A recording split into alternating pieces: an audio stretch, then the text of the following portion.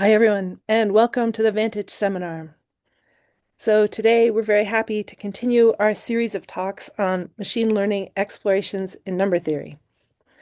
And we're very happy to have David Lowry-Duda, who will talk about using machine learning to guide and inspire rigorous computational number theory. And David, is it all right if we record this talk? Yes, absolutely. Oh, great. And I didn't ask, our questions okay for you during the Oh, talk? yes. Questions are good. Questions in the middle are also great. I don't know how Wonderful. questions. Do I have to monitor chat? I'm not currently going to No, monitor no, chat, but I could if I had to. Okay, we'll do that.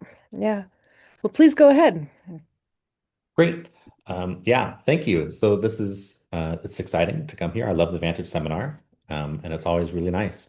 Today I'm definitely standing on the shoulders of giants and many, many, many collaborators, including many of the people who were mentioned last week in Ali's talk, or 2 weeks ago in Ali's talk, but also Andy Booker, Andre Seymour Howell, Min Lee, with whom I spent a lot of time thinking about computing rigorous Moss forms, and also many people at the Harvard CMSA, where I really started thinking about applying machine learning to number theory sort of seriously.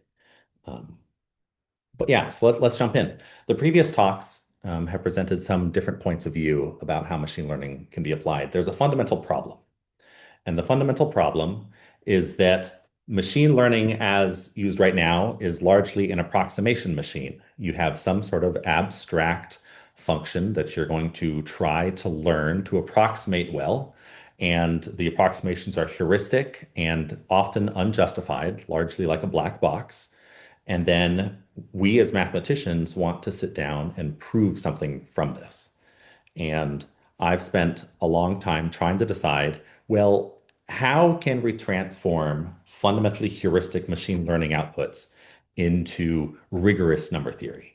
Now, this is a little different than what, for example, was talked about in the first talk of this session of this particular seminar series, when we talked about using, for example, bottom-up development of using lean-based theorem provers or other proof assistants, maybe with LLM inputs to try to automatically prove things, more and more things, and build up from there. That's different. Somehow, I like the idea of this bottom-up development, but as a number theorist, I don't want to sit down and build up everything from scratch. Instead, I want to look at some of the problems that I'm looking at right now, computing Moss forms, for example, and say, can machine learning help me produce this rigorous output in some better way?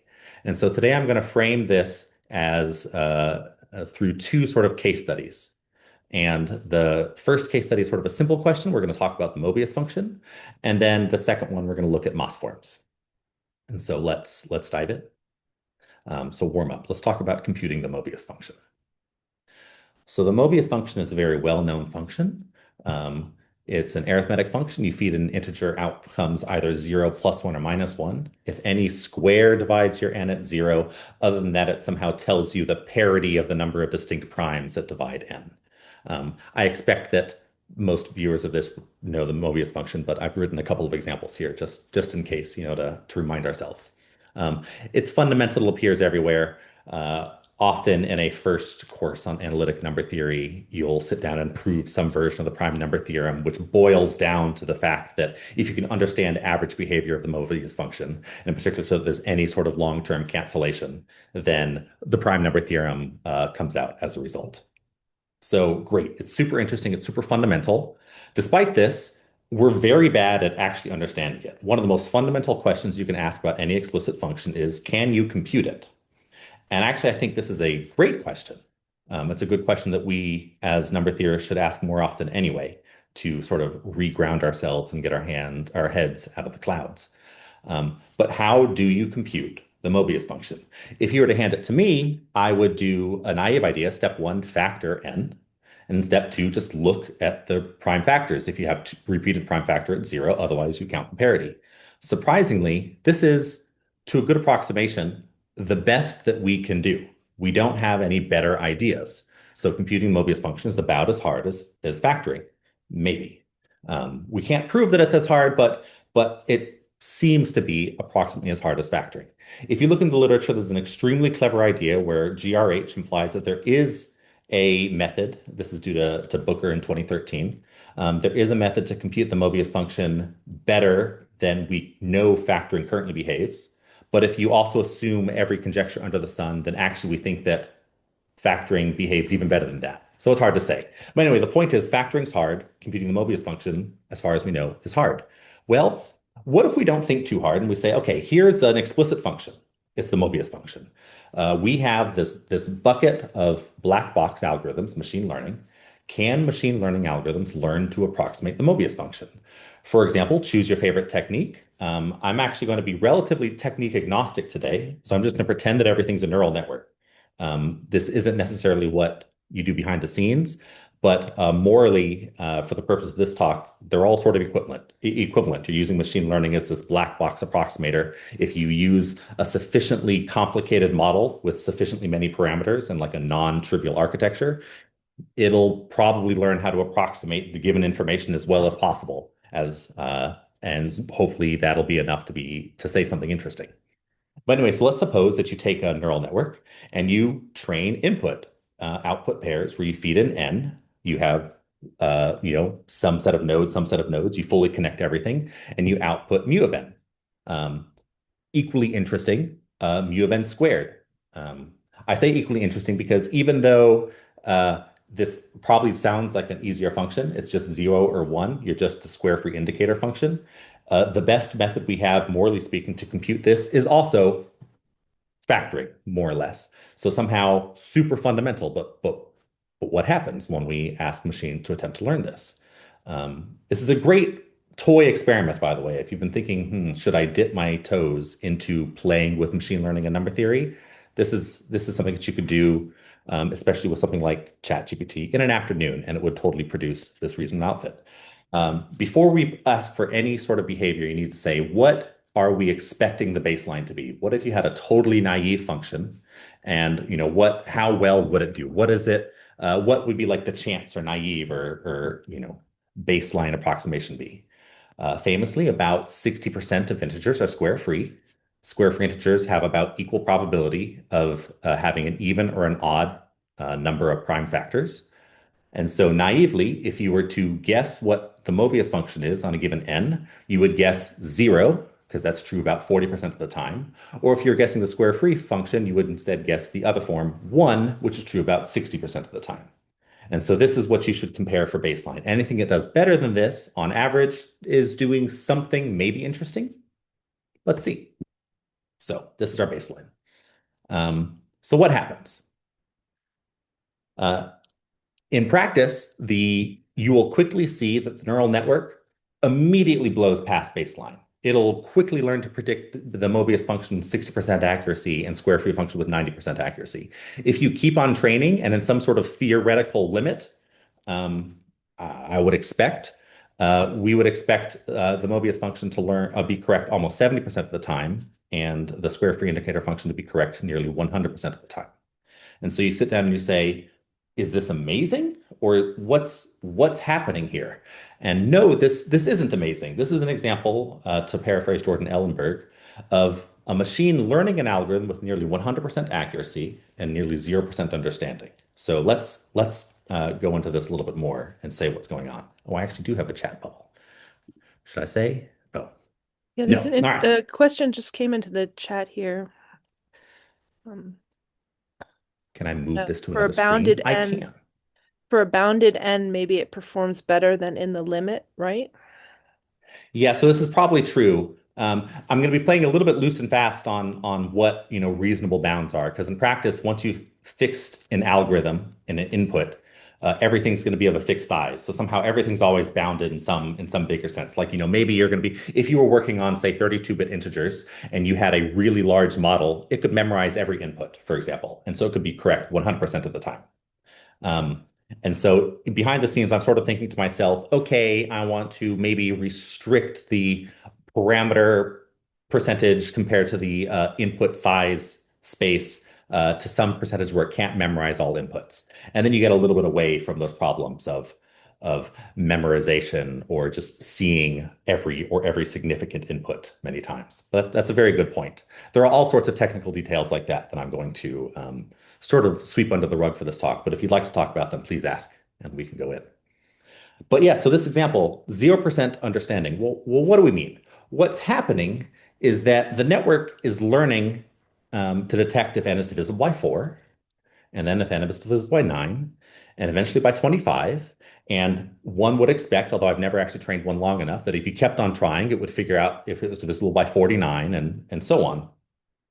And another fact, which is pretty clear once you think about it, is that most numbers which are divisible by a square are divisible by a small square, for the same reason that 1/4 of numbers are divisible by 4, 1/9 of numbers are divisible by 9. If you're divisible by a square, you just play with this pure distribution sense, you're usually divisible by a small square. So lost my bubble. Um, Learning to predict a function with high probability is on its own uninteresting for proof-based mathematics. I call this an observation. This is also, I would say, a very hot take. Uh, this distances this as a field very much from machine learning as a field. We're often just saying we've approximated something really well, to X percentage with this amount of parameters. That is, I think, to a proof-oriented mathematician, relatively uninteresting. But there is a silver lining. The silver lining is that if you can predict something successfully given a set of inputs, then there is some amount of information actually contained within those input features. And maybe that's a good place to look. Before we leave this example, we're going to dive in just a little bit more. Um, so we've so far found the unsurprising where to look, which is that if you want to understand divisibility by squares, you can learn how to first check divisibility by small squares. And it's not surprising that checking for divisibility by small squares is a good predictor of divisibility by big squares. So in terms of applicability, this particular experiment, not super interesting, except that it sharpens some intuition. So let's double down. Let's say, can we learn something about the Mobius function and the square free function beyond testing divisibility by squares of small prime numbers? How do we do this? If you sit down and you say, okay, how would you set up your machine learning experiment differently? You immediately run into a hard problem, which is that you can't just feed in n and output mu of n, for example, or probably not, because what'll happen is that it'll quickly lead along this path where you start optimizing for accuracy usually, and then it's going to probably detect squares because that gets you correct about 100% of the time. That's no good. We want something beyond that. So how do we change our setup? How do we prevent the machine from learning about squares? Um, it's an interesting question. We're deliberately trying to somehow use machine learning in a way where you obfuscate certain ideas of the input. I suppose we could also attempt to create a cost function which penalizes you for learning squares. I couldn't make that work, but maybe there's something there. But so how do we do this? Um, One approach would be to choose an input representation that deliberately obfuscates square divisibility. So for example, maybe we can use the Chinese remainder theorem. So represent n by its residues mod the first 100 primes. Um, this uh, Going back to the question before, this does implicitly fix how large n can be. Whatever the 100th primordial number is sort of the largest number and which this makes sense for. But that's a large number, so that seems pretty good, at least for an experiment. Um, we should sit and say, okay, if I gave you a number represented by the Chinese remainder theorem, so I just gave n mod p for the first 100 primes, how would you determine if it were square free? And as far as I can tell, the way that you would do this is you would reconstruct the number, probably. I don't know really any better way. And can machine learning learn to do the Chinese remainder theorem behind the scenes on its own? I don't know. That seems really hard. There are papers about that now, but that seems really hard. It's certainly not an easy thing. Maybe it'll learn something interesting first.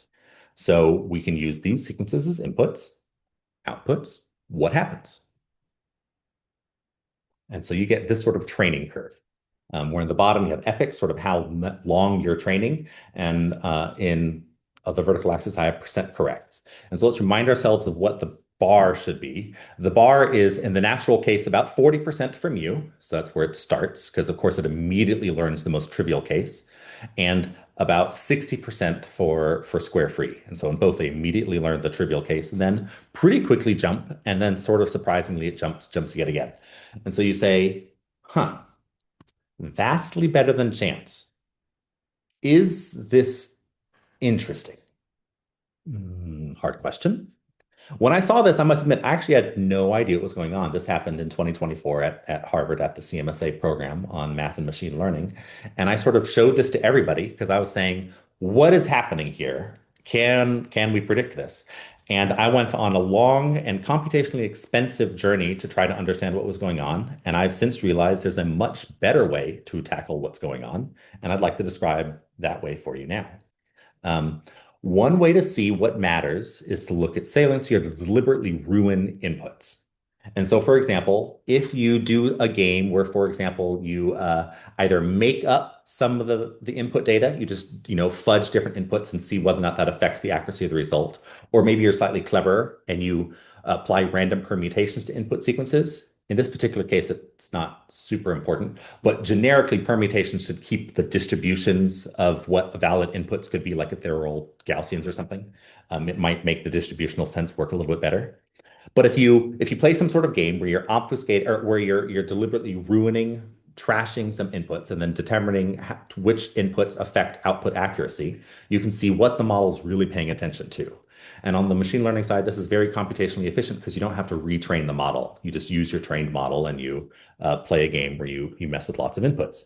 Here, you actually quickly see that any permutation that just leaves n mod 2, n mod 3, and n mod 5 alone um, has almost no effect on accuracy. Stated differently, if you trained a different model, not on just n mod p for the first 100 primes, but instead on n mod p for just the first 3 primes, it would have approximately the same graph. And this was surprising to me too. Why would this happen? There's a core mathematical question in here, which is that if I give you n mod 30, you as a regular human, no machine learning involved, should be able to predict whether what mu of n is about 60% of the time and what mu squared of n is about 70% of the time. Well, how do you do that? What's really happening is, in hindsight, very clear. We're just detecting that most numbers that are divisible by a square are in fact divisible by a small prime. As opposed to before, we were saying most of the numbers that are divisible by a square are divisible by a small square of a prime. We're just detecting correlations. Okay, if you're divisible by 2, you're more likely to be divisible by 4 than if we don't know that. And in fact, knowing just n mod 6 is enough to guess what the square free chances are about 70% of the time. This is purely correlative, completely independent of any true algorithm to determine mu of n. There's another kernel of truth here, which is that as a mathematician, we're often looking for how to compute something, but machine learning is often looking just how things correlate really well, and it's important to remember what the difference is. Nonetheless, there is something interesting here to me personally, because I learned something about the distribution of square free numbers that I didn't realize before. It wasn't deep, but it was largely taught to me by a machine. And this sort of broad technique is powerful. You try to learn something, you mess with the inputs well enough to understand what's actually being used, use that to zoom in and learn more about sort of what's really mattering behind the scenes. This is, morally speaking, the end of the first half of that part. So I'll take a pause here and ask for questions if there are any. A very short pause, maybe.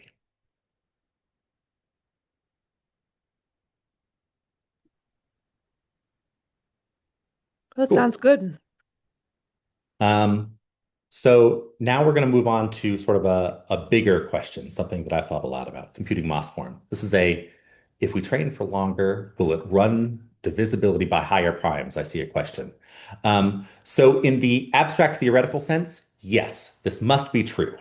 In the practical sense, I've never actually run these sorts of things on a neural network for longer than 1,000 epochs, and I've never seen it pick up divisibility by 49. I don't know why. Oh, I'm sorry, divisible by 7, rather. I'm sorry, in this case. I'm not quite sure why. I have looked, you can sit down and compute theoretically what it should be doing, and you can say, okay, how much of a difference should it should come up. And it radically becomes less and less important with each additional prime. Morally, 2, 3, and 5 have account for almost all of the theoretical gains, including every other prime. Um, just isn't nearly as powerful. Um, Stated differently, being divisible, or the fact that like one half, one third, well, let me rephrase. Being the fact that even number, like one half of every number is even, one third of every number is divisible by three, one fifth of every number is divisible by five. The fact that those are small fractions compared to one seventh or one eleventh, surprisingly enough, really dominates all sorts of patterns. Anyway, computing Moss forms. So let's take a step. I spend a lot of time thinking about Moss forms. I'm not going to be giving a complete description here, but they're in the LMFDB. And so if you've never thought, what's a Moss form or can I play with them? I encourage you to check them out. We spent a lot of time putting them in the LMFDB. They're great. Hop to and take a look. Oh, thank you, Drew. But in short, what is a Moss form? Here I have a definition. I'll first say what the definition is, and then I'll say what we should really think about it. You have a hyperbolic Laplacian that acts on the upper half plane. A Moss form is a modular form. Today I'm using sort of simple ones, weight zero, trivial Nepenthypus on a square-free level. It's a modular form that is also an eigenfunction under this Laplacian. And so this has sort of three components. It's an eigenfunction. So when you hit it with the Laplacian, you get it's an eigenfunction, so there's some eigenvalue lambda. Um, it's invariant under the action of this matrix group, and it's in L2, it's square integrable over this matrix group quotiented out, or the upper half plane quotiented out by this matrix group. This looks confusing. So what's really going on? What's really going on is that this is an analog of vibrating strings or drum heads. Drum heads is a very good one. There's this really, really wonderful, famous paper in the 80s called "Can You Hear the Shape of a Drum?" The question is, if you take a drum head and you attach it to some sort of surface, maybe imagine a polygonal, surface, and you have a drum head over it, and you imagine making every sort of tone or pitch that you can make, hit everywhere you can, and you get some collection of pitches and tones. Does a set of tones uniquely identify the shape of the drum? That question, the underlying differential equation, partial differential equation governing what tones are available, is the Laplacian on Euclidean space. And so here we're sort of saying, what happens if you take your hyperbolic drum head that happens to be the modular domain and you tap it everywhere? The tones here are eigenvalues, and we're saying, okay, what are the waves that appear? These are the Moss waveforms, and what tones do they make, which are what eigenvalues appear? And so we're looking at the tones and the musical notes sort of the hyperbolic upper half plane under standard matrix group symmetries. This makes it sound like a very beautiful question. I'm not going to answer the underlying question of can you hear the shape of the drum for this case. Oh, I will say in the original case, though, can you hear the shape of a drum? No. The big, huge surprise. There are multiple drums that produce the exact same sets of tones, even with polygonal edges. So you should read the paper. Really, really excellent paper.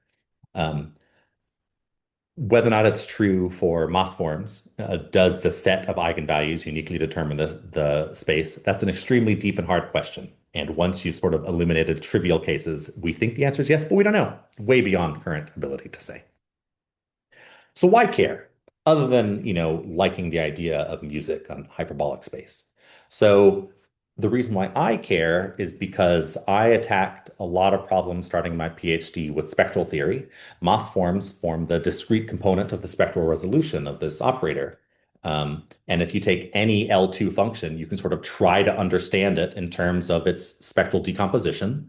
Eisenstein series are somehow easy, and Moss forms are fundamental but completely intractable.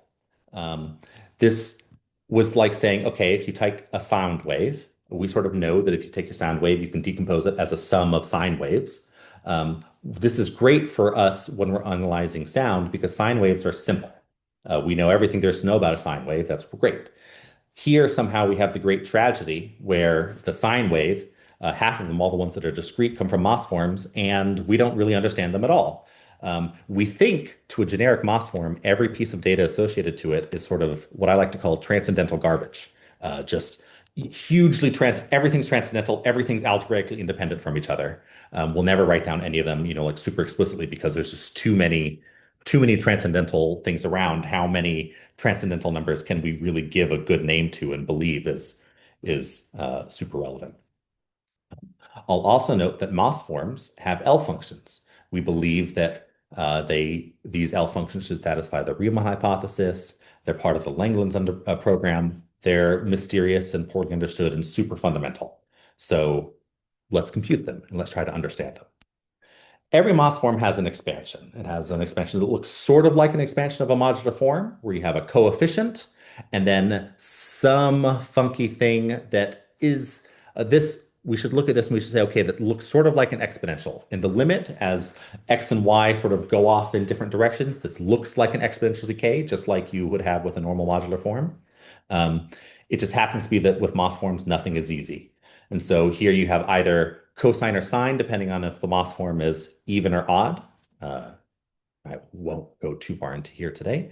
And this W lambda is a Whittaker function or a modified K-Bessel function of the third kind, which somehow is tempered by the spectral parameter and the eigenvalue lambda.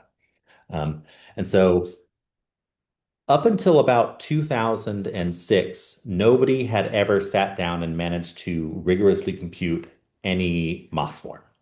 And then an idea came out by Andre Strombergson and Andy Booker, and they had this idea. And then since then, Andy Booker and Strombergson and Min Lee and a lot of people that have worked with them, including Andre Seymour Howell, who was a PhD student and now recent PhD of Andy Booker, and me and a cluster of people, we've said, okay, can we push these techniques to the limit? Can we rigorously compute as many Moss forms as possible? We have a couple of ideas now. We're implementing them and putting them into action.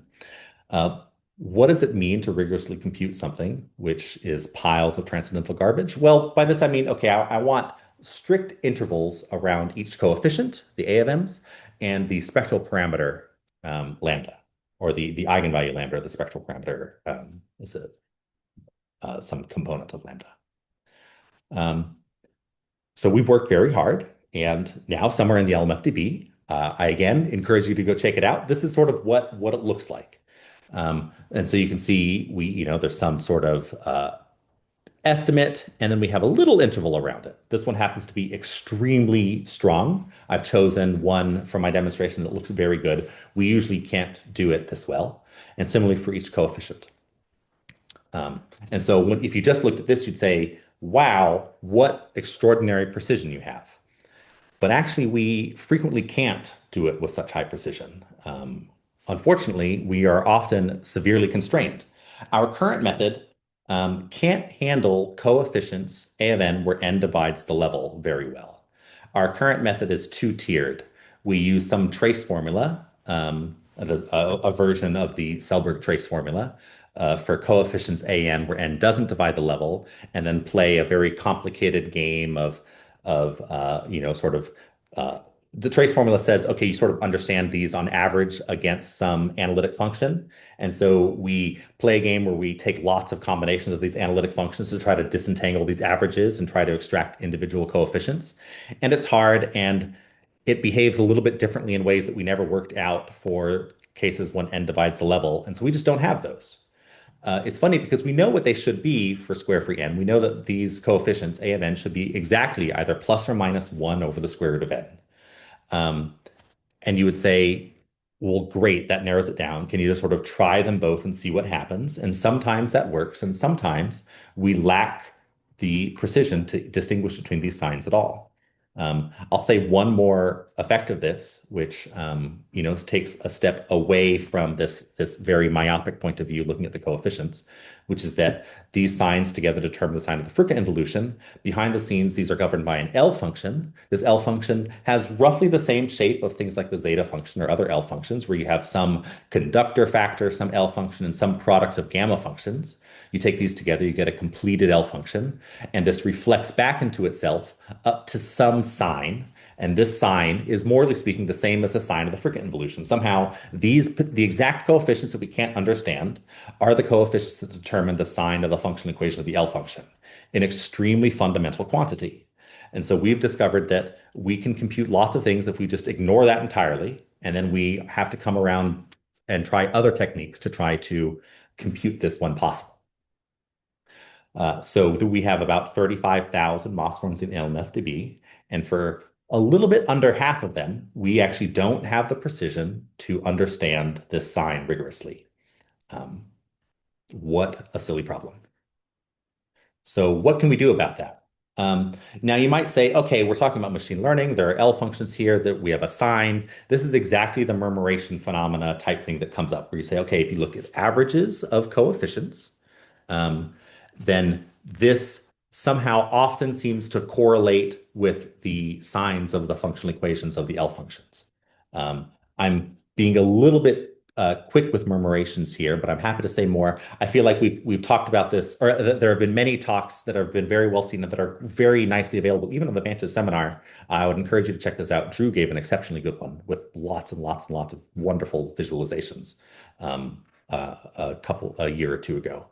Um, but the underlying idea is that if you take the averages of, say, all Moss forms in some big box, here I'm just going to do it for all Moss forms in the LMFDB, and you look at how they behave on average when separated by the sign of the functional equation, then you get some sort of pattern. Here that we don't have a particularly big box, but you can see there's definitely some sort of different behavior. There's something that's above and something that's below.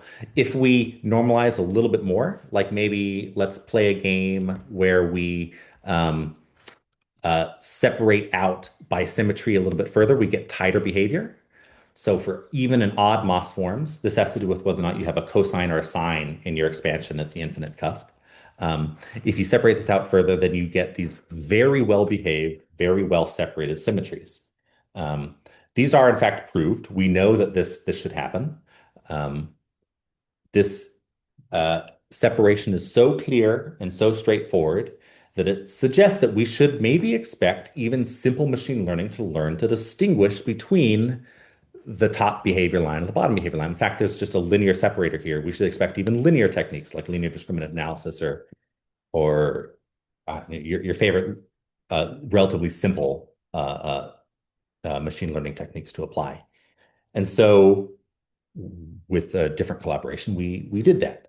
And when we include the predictable forms in, we get some very surprisingly well-behaved plots. So here, the lighter colors are our predictions for unknown Moss forms. Since we include those in, we add those into the plot, and we get behavior that's very consistent with what the expected behavior is.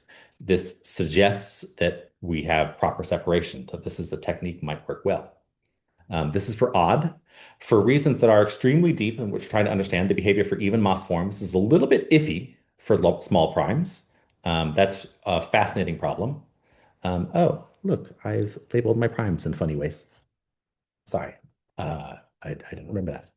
But yeah, we have this sort of odd behavior right here. But nonetheless, if you ignore a couple small primes, you get extremely well separated, well behaved things. On the back end, we do have this paper where we say, okay, the accuracy here is stunningly high, much better than we'd expect. We expect this to be correct about 95% of the time. But we should ask the same question that we asked with the Mobius form.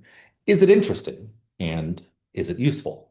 Um, can we determine what information the machine learning is actually using? Is this useful to actually produce more and different rigorous understanding of what these values are? Because fundamentally, everything here so far is heuristic. If you do the same permutation occlusion as before, the most salient features remain the eigenvalue, which is just radically important. I just want to emphasize this is the eigenvalue over here. It's so much more important than everything else. And the first several coefficients, and then sort of every other coefficient matters broadly less. I don't know how to explain these peaks. I'm assuming sort of random noise.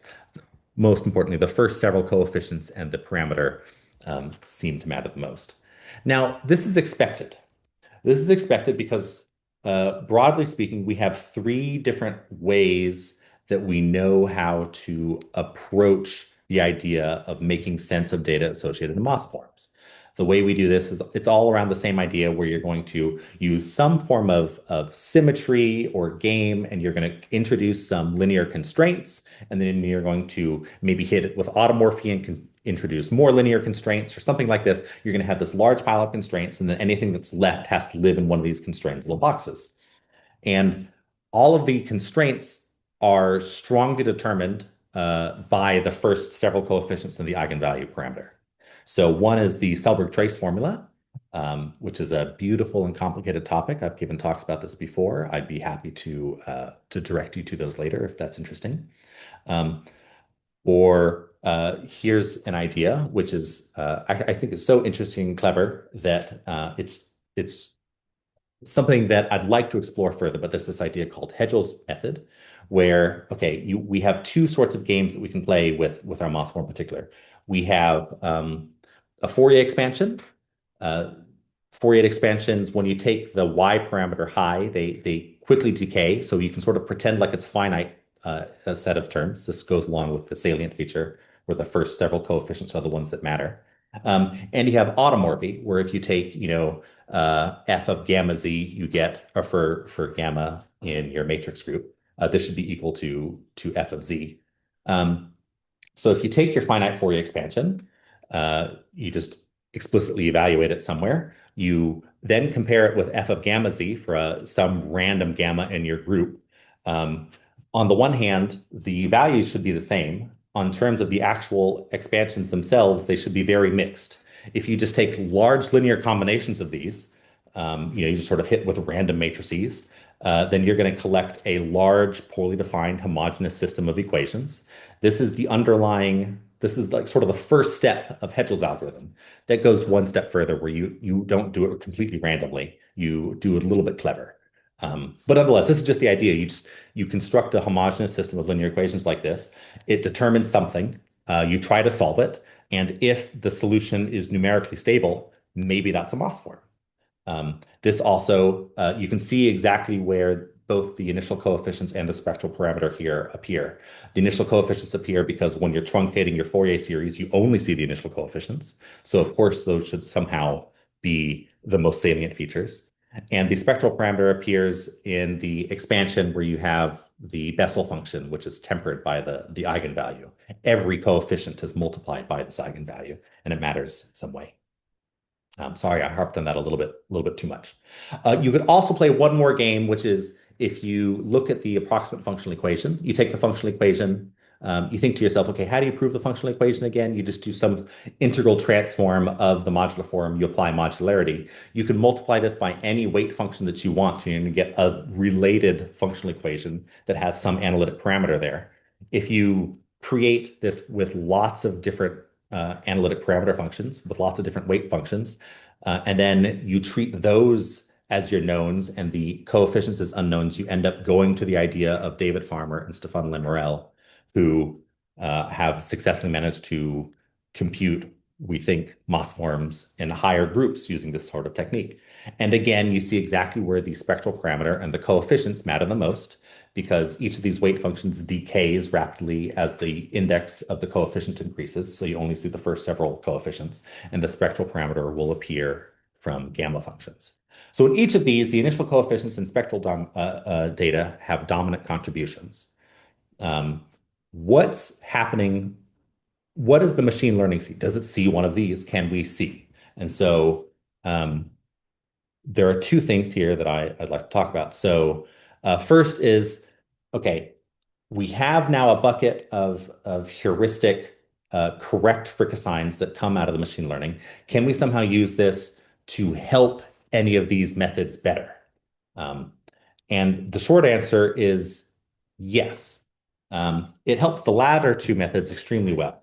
So when you're working with Hegel's algorithm, this idea where you're applying automorphy, it's unfortunately necessary that you have to work not with the global expansion, but you have to work with expansions at every cusp. What this means is that somehow you're patching together lots of local data, and the way that each of the local data comes together is determined exactly by the sign of the Fricker involution. And so the traditional way of applying Hegel's algorithm is that you choose every possibility and you try them all and you see which one works the best. And this is extremely computationally expensive. Um, this is one of these cases where you're working with hundreds or even thousands of digits of precision. And so doing one single iteration is usually extremely computationally expensive. But once you found the one that works, you no longer have to try the other ones because you can just sort of confirm. And so this is an example where a heuristic output can be used and inserted into a rigorous algorithm and then made rigorous. Okay, that's very powerful.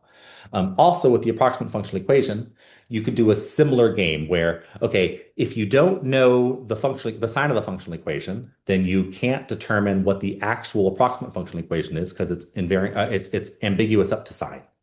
And if you do a version where you're working locally, then it's ambiguous up to each of the local signs. You have the same problem where you're trying to patch together your local information. Um, and naively, you have to try every possibility, and that just totally breaks. Or not totally breaks, but it's extremely computationally expensive. This is a case where having a heuristic input can be used to short circuit rigorous computation, as long as you produce those rigorous computations. But there's more. So when you're applying the expansions, which I've rewritten here, in this expression, the eigenvalue lambda, the value z, or x plus iy, and the coefficient index m are all deeply entangled in this Bessel function. Um, this is highly nonlinear. It's very confusing.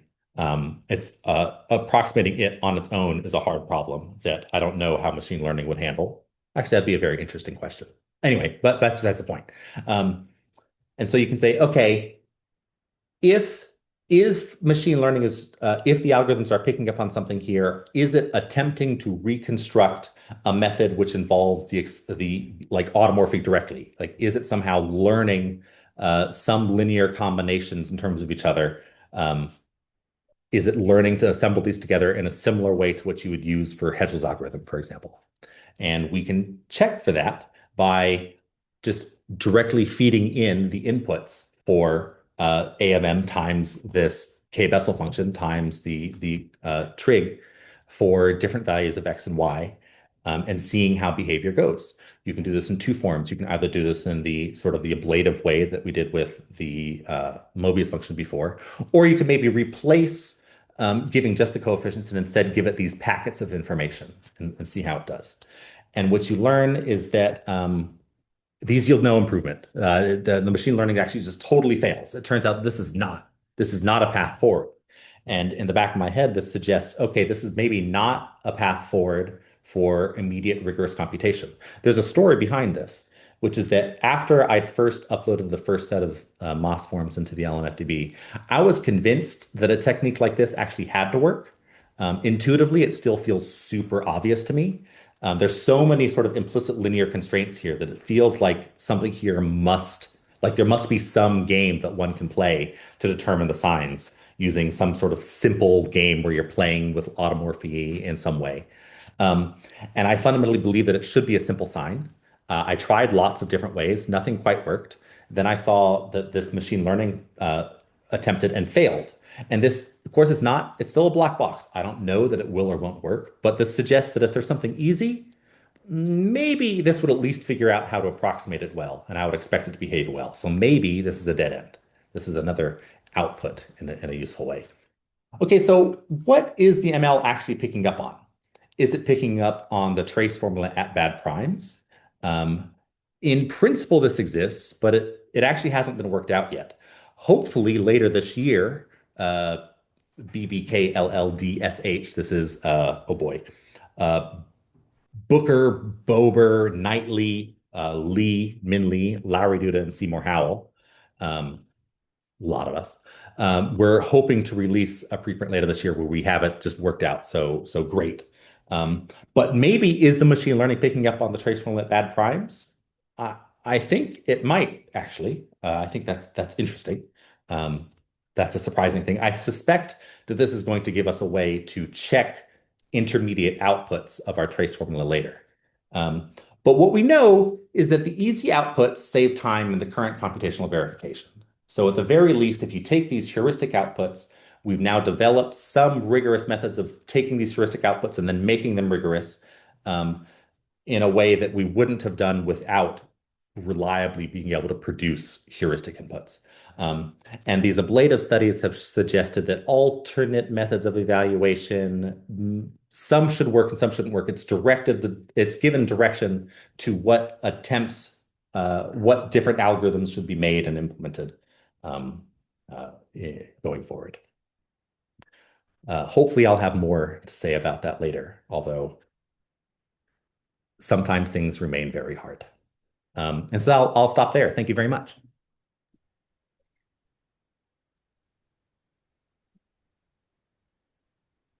Thank you, David. Well, does anyone have a question? Maybe I could start with one. Do you know of anyone who's trying to do machine learning for quadratic reciprocity or something where we actually really know the outcome? Um, yeah, I recall there is, I remember seeing a preprint on this, and I sort of remember what the idea is as well. It seems to be, I've forgotten what the names are, but there's someone was attempting to learn not, I guess, generic quadratic reciprocity, but they're attempting to learn essentially the Eisenstein criterion. Is this the one where you're essentially counting lattice points above and below the line? I've forgotten what the name is because, man, what a bad number theorist I am to not remember every proof of quadratic reciprocity, right? But anyway, they had this idea to see if you could learn. How does it work? What was the result? Yeah, okay. I think what the idea was that if one just learning quadratic reciprocity, it did sort of poorly. Um, And so they are attempting to give it additional input in the form of this lattice problem. Because when you're just doing quadratic reciprocity, you have this game where, okay, you can learn mod for relationships not so bad. So the most interesting thing are what happens when, like you actually have to change signs. So, everything's one mod four. Okay, sure, that's fine. Um, and as I recall, they were having trouble making it learn very well. This is a very interesting question. Um, yeah, Oh, thanks. It's I'll very come at this from one interesting different talk. angle as well. The other angle is that this is when machine learning has become very straightforward. We've gotten much better at applying machine learning to number theory questions in the last 2 years. I mean, maybe this is just from my perspective. Before I thought it was hard. Now it's not so bad. And so this is the sort of thing where if, for example, we wanted to run experiments about this, I have this fundamental expectation that any machine learning model with sort of enough free space and parameters, as long as you don't choose a trivial architecture, should handle it about the same. And so what this means is that you should often just use a generic neural network that's maybe 3 layers deep with a couple layers in the middle and see if you get something interesting there. And this is so straightforward to set up that we could, for example, run this today if that's, a thing that's doing. This is actually it's very accessible to get your hands dirty. It's very hard to make sense of what comes out. But yeah, so if I can't find this paper and you'd like to see this done, we can do that. Well, thank you. Crystal, do you want to ask a question? Yes, thank you so much for the great talk. I was just wondering, do you think in number theory or mathematical research that we should be spending our time, um, or that there's any advantage then to using large language models versus vanilla or like deep learning methods? Mm. Um, In short, I've never found a useful way to make rigorous math out of LLMs at this sort of level. This is There are ways. The ways that you can, or the way that we know that seems to be making some good headway is with something like Lean, where you have LLM outputs that are then able to be verified by a theorem prover. But in practice, if you just ask LLMs to, somehow produce good outputs, then you have to sit down and attempt to parse what's often very likely sounding but maybe flawed reasoning if you ask it for words. However, if you look at the architecture of LLMs, and so you just have the sort of this transformer architecture, this broadly speaking, traditionally it takes sequences of tokens, which are in the LLM or in the like the chat GPT sense, tokens are like word parts or sentence endings or like maybe special tokens like stop the expressing here.